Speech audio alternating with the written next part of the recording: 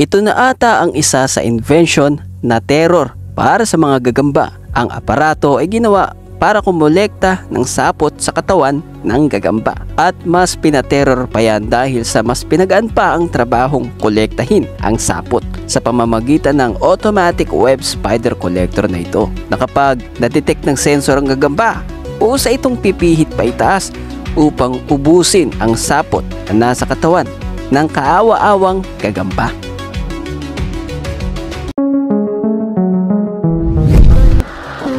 Ganito kabilis tumanda ang mukha ng babae ito dahil sa impact ng sinasakyan nitong jet plane.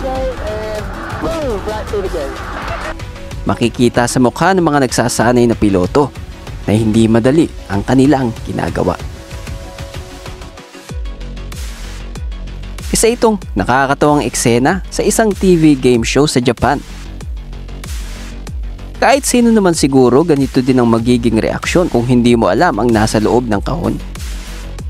At kahit sino naman siguro, ganito din ang pagkagulat kung malaman mo kung ano yung inilapit sa mukha mo habang nasa loob ng kahon ang ulo. Habang naguhubad ng silicone mask ang babaeng ito, well mga ka-Red Z, pwede mo namang sabayan na i-like, follow, subscribe, share ang mind-blowing na video na ito, gaya nitong mala-creepy silicone mask na sinusuot ng lalaki. Naglagay ng Crab Robotics sa grupo ng Alimasag upang pag-aralan ang mga galaw nito. Nakakamangha ang sunod na nangyari dahil sa ginawa nilang pagprotekta sa artificial crab mula sa pag-atake ng dambuhalang pagi.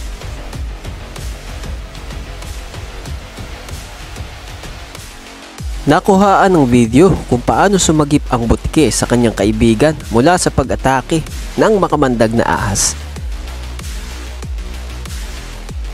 Very satisfying namang panoorin ang iba't ibang eksperimento sa magnet